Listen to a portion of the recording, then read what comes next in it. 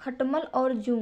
एक राजा के शयन कक्ष में सोनाली नाम की जूं ने डेरा डाल रखा था। रोज रात को जब राजा जाता तो वह चुपके से बाहर निकलती और राजा का खून चूसकर फिर अपने स्थान पर जा छिपती। संयोग से एक दिन सौर्य नाम का एक खटमल भी राजा के शयन कक्ष में आ पहुंचा। जूं ने जब उसे देखा तो वहां से चले जाने को कहा। उसने अपने अधिकार क्षेत्र में किसी अन्य का दखल सहन नहीं था। लेकिन खटमल भी कम चतुर न था। बोला, देखो, मेहमान से इस तरह बर्ताव नहीं किया जाता। मैं आज रात तुम्हारा मेहमान हूँ।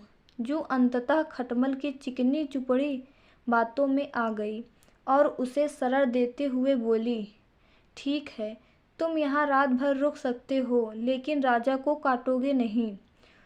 उसका खून चूसने के लिए खटमल बोला, लेकिन मैं तुम्हारा मेहमान हूँ, मुझे कुछ तो दोगी खाने के लिए, और राजा के खून से बढ़िया भोजन और क्या हो सकता है। ठीक है, जूं बोली, तुम चुपचाप राजा का खून चूस लेना, उसे पीड़ा का आभास नहीं होना चाहिए। जैसा तुम कहोगी बिल्कुल वैसा ही होगा। कहकर खटमल शयन कक्ष में राजा के आने की प्रतीक्षा करने लगा। रात ढलने पर राजा वहां आया और बिस्तर पर पड़कर सो गया। उसे देख खटमल सब कुछ भूलकर राजा को काटने लगा।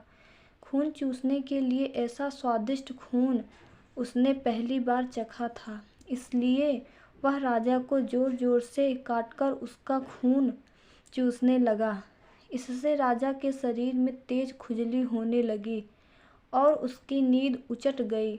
उसने क्रोध में भरकर अपने सेवकों को खटमल को ढूंढकर मारने को कहा। यह सुनकर चतुर खटमल तो पलंग के पाए के नीचे छिप गया, लेकिन चादर के कोने पर बैठी जूं राजा के सेवकों की नज़र में आ गई। उन्होंने उसे पकड़ा और मार डाला।